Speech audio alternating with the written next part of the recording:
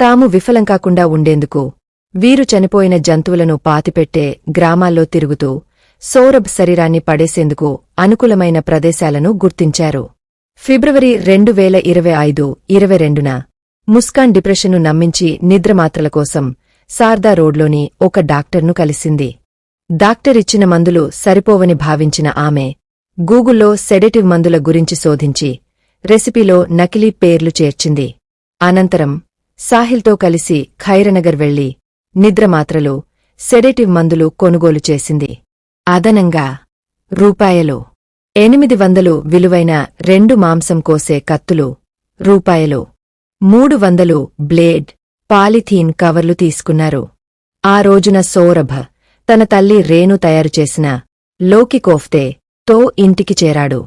ముస్కాన్ ఆహారాన్ని మళ్లీ వేడిచేసి అందులో మందులు కలిపింది.